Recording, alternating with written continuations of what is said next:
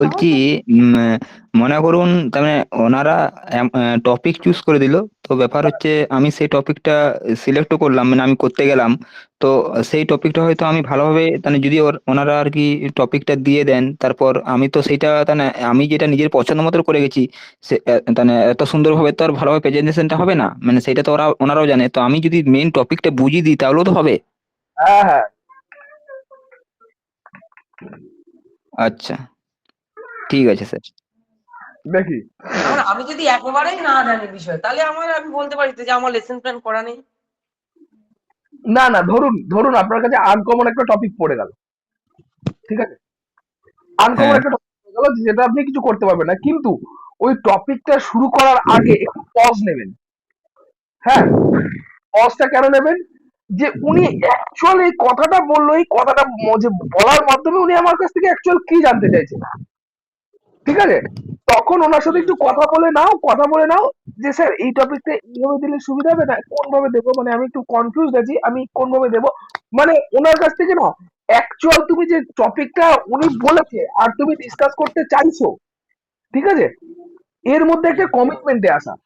ধরো তোমাকে বললো, আচ্ছা শ্যামল, তুমি আসো, এসে ভারতত্বের ব্যাসাতি বোঝাও। কিসের? ভারতত্বের ব্যাসাতি। আমি এটা বুঝতে তখন পারলাম না, আর একবার বলেন। ভারতত্বের ব্যাসাতি। কিন্তু মনে হচ্ছে প্রথম শুনলাম। হ্যাঁ আমি জানি এটা স্যার প্রথম। এটা মানে কি স্যার? বলছি বলছি আপনাদের ক্ষেত্রে আনকমন দেওয়ার জন্য তো আমাকেও কিছু ওয়ার্ড দিতে হবে যেটা আনকমন, আপনি ফিল করবেন তো এটা আনকমন, তাই না? সব বলে দিলে কি হুম। করে হবে?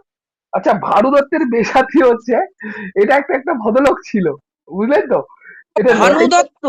হ্যাঁ, ভানু দত্তের হ্যাঁ। বেশাতি, ঠিক আছে? ভানু ও, এর জন্য তো বললাম, যখন বুঝতে পারবেন না ওনাকে দু তিনবার জিজ্ঞেস করে নেবেন, স্যার কি আমি এটা বুঝতে পারছি না, এটা কি এরকম, একবার খালি কনফার্ম করে নেবেন, ঠিক আছে? এইবার এই টপিকটার মধ্যে ভদ্রলোক আছে, কি ভদ্রলোকের পকেটে ভাঙা কিছু কড়ি আছে, আর কি তৈল বলি হাত জাবড়ায়। মানে যে ধরো মুদিখানা দোকানে গেছে, মুদিখানা দোকানে ওই সর্ষের তেলের টিনে হাত দিয়ে হাতটা যতটুকু চুবলো, চুবে যতটুকু হাতে তেল লাগলো ওই তেলটা নিয়ে মাথায় লাগিয়ে নিল, মানে ওর তেলের কাজটা হয়ে গেল, ঠিক আছে? তো এরকম করে দিন কাটাতো, দিন কাটানোর পরে কি হয়েছে, যে একদিন সময় এসছে যে কি তৈল করে হাত জাবড়ায়, এবার দেখবো ওর কাছে কত আছে। দেখে পকেটে একটাও কানা কড়ি নেই, সব ভাঙা কড়ি। কড়ি বোঝো তো, আগে কড়ি দিয়ে লেনদেন হতো, সেই ভাঙা কড়ি ওর পকেট থেকে বেরোয়। তা তোমাদের আনকমন টপিক বোঝাতে কি আমিও আনকমন বিষয় বললাম, দেখো তোমরা কিরকম ফিল করলে, ফিলটা বলো তোমাদের। বোঝাতে পেরেছি? বোঝাতে পেরেছি? আহ, আপনার আনকমনের হ্যাঁ স্যার। ব্যাপ্তিটা প্রচুর, কিন্তু এতটা স্যার আনকমন কি? এটা প্রথমে নামই শুনিনি স্যার। আরে ম্যাডাম, আনকমন কি করে কমন আসবে? আনকমন কি করে স্যার কমন অত দেবে না স্যার। আচ্ছা আচ্ছা, অন্য আনকমন না। না, আমি বলুন, এবার আপনাদের ফিলিংস আমি নেবো বা শুনবো, যে আপনাকে যখন না এই স্যার, ব্যাপার হচ্ছে মানে মাঝে মাঝে ভুলে যায় যে প্রাথমিকের ইন্টারভিউ দিতে যাচ্ছি নাকি নাসাতে চাকরি করার জন্য ইন্টারভিউ দিতে যাচ্ছি, তার একটা একটা আলাদা একটা ইয়ে হয়। এটা এটা ফিল হয়, এটা সবার ফিল হয় জানো তো, কেননা আচ্ছা, যে আপনি আপনি আমার একটুখানি একটা জিনিস বলবেন। বলেন। ওই যে আমরা বলি না খ্রিস্টপূর্ব আর খ্রিস্টাব্দ, হ্যাঁ, মানে এই বিষয়টা একটুখানি বলেন তো। খ্রিস্টপূর্বাব্দ মানে যীশু খ্রিস্টের জন্মের আগে, আর খ্রিস্টপূর্বাব্দ মানে যীশু খ্রিস্টের জন্মের পরে, বিসি আর এডি। হ্যাঁ, হ্যাঁ। এবার বিফোর কথা হচ্ছে ক্রাইস্ট। যে আমরা বলি যে 800 কি 800 তাই শতক বলেছে, হ্যাঁ বা 1800 শতক, 800 শতক, 800 শতক হলে অনেক আগে হয়ে গেল তো। মানে 18 শতকটা কি মানে যীশু খ্রিস্টের আগে নাকি পরে? শতক, শকাব্দ কনিষ্ক, বলতে পারলাম। মানে কনিষ্ক বলতে কি মানে আবার ইতিহাসের দিক শকাব্দ চলে যাচ্ছে নাকি? শকাব্দকে প্রচলন করেছিল। কনিষ্ক স্যার। হ্যাঁ, কনিষ্ক। শতাব্দী থেকে শতাব্দী, শতাব্দী রায় না কিন্তু। তাহলে শকাব্দর আগে কি ছিল? শকাব্দ নাকি ছিল না, 76 থেকে তো আসছে শকাব্দ। 76, 78, সরি 78 থেকে আসছে শকাব্দ। 78 না 76 ম্যাডাম, মৌসুমী ম্যাডাম, 78 না 76 বা 78। 78, তাহলে 78 থেকে আসছে শকাব্দ। ওটা বাংলা ক্যালেন্ডার অনুযায়ী যারা বাংলা ফরম্যাট ফলো করে। আর ম্যাক্সিমামটা ফলো করা হয় ব্রিটিশদেরটা, যেটা যীশু খ্রিস্টের জন্মের আগেরও পরে। মানে তারা তাদের দেবতাকে মানে উৎসর্গ করে এইসব জিনিসগুলো। এর জন্য ওরা না কাউন্ট আমি না জন্মের আগে। আমি বলতে চাচ্ছি ধরেন এই আমাদের যে সংস্কৃত ভাষা এটার আনুমানিক কত খ্রিস্টাব্দে শুরু হয়েছিল তা আমরা তো জানি যে হচ্ছে 400 খ্রিস্টাব্দে। না না না না, যীশু খ্রিস্টের জন্মের আগেও সংস্কৃত পড়ানো হতো তো। না যীশু খ্রিস্টের জন্মের আগে সংস্কৃত তো বেদ। পড়ানো যীশু খ্রিস্টের জন্মের হ্যাঁ আগে বেদ। বেদ, আচ্ছা বলো, তুমি বলো, সিন্ধু সভ্যতা যেটা এখনো আবিষ্কৃত হয়েছে, সিন্ধু সভ্যতা, মেহেরগড় সভ্যতা, এগুলো কত কত বিসি? এটা তো আমাদের 3500, 3500 থেকে 4000 বিসি, তাই না? তারপর যীশু হুম খ্রিস্টের জন্মের 3000 বছর আগে সেটা ছিল হচ্ছে সিন্ধু সভ্যতা, ঠিক আছে? আর সিন্ধু সভ্যতা তখন তো বেদ, উপনিষদ, বেদ তো ওদের ধর্মগ্রন্থ ছিল তখন। তখনকার টাইমের বেদ তো, সেটা সংস্কৃত ভাষায় লেখা হয়েছিল তো। বুঝতে পারলাম? তাহলে ওটা কি মানে যদি বলে যে খ্রিস্টাব্দ বললে তাহলে আমরা বলবো যে যীশু খ্রিস্টের পরে। হ্যাঁ, জন্মের পরে, যেটা আমরা সাল বলে জানি, 1830 সাল। এই যে 2026 সালে যীশু খ্রিস্টের জন্মের পরবর্তী 2026, 2026 বছর পর মানে আজকের এটা ডেট। বোঝানোর জন্য কি বলবো যে যীশু খ্রিস্টের জন্মের খ্রিস্টাব্দ, খ্রিস্টাব্দ মানে হচ্ছে যীশু খ্রিস্টের জন্মের পরে, ঠিক আছে? আর খ্রিস্টপূর্বাব্দ মানে যীশু খ্রিস্টের জন্মের আগে। এবার এখান থেকে একটা ক্রস কোশ্চেন আসবে, তাহলে বলো যীশু খ্রিস্টের জন্ম কবে হয়েছিল? গ্রেট হুম হুম কোশ্চেন, কবে হয়েছিল? এটা কি বলবো? এখন তুমি বলবে, বলো তো যীশু কবে? খ্রিস্টের জন্ম কবে হয়েছিল, বলো, কে বলতে পারবে? 1536 বা এরকম কোনো কিছু। না না, 1536 কেন? যীশু খ্রিস্টের জন্ম থেকে তো শুরু হয়েছিল আমাদের এই ক্যালকুলেশন বা ইয়ারের গল্পটা। তা যীশু খ্রিস্টের জন্ম কবে হয়েছিল?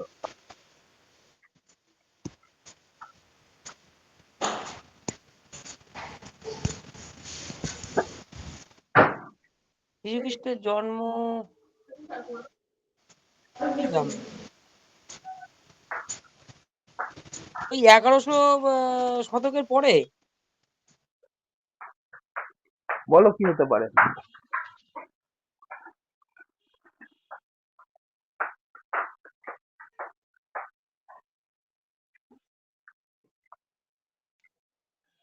এর উত্তর হবে আমার জানা নেই স্যার।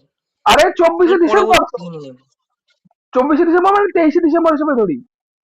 25 তারিখ তো। হুম। 24শে ডিসেম্বর রাত্রির মানে 25 তারিখ। না না এ তো আপনি ডেট বললেন মানে সালটা। কত সালে জন্ম হয়েছিল? হ্যাঁ বলো কত সালে জন্ম হয়েছিল?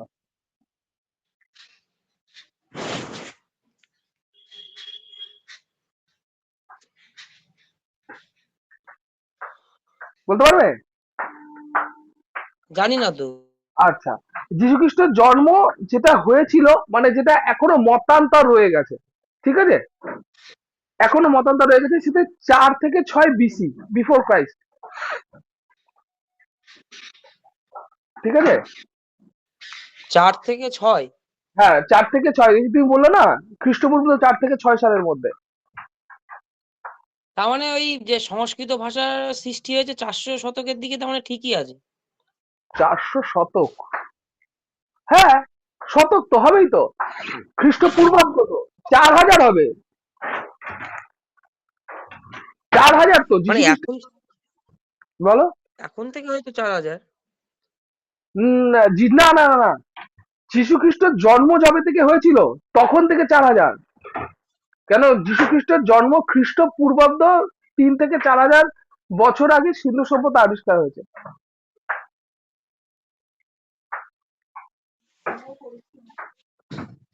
কিন্তু গুগল সার্চ করলে তো দেখাচ্ছে সংস্কৃত ভাষা 400 শতকের পূর্বে।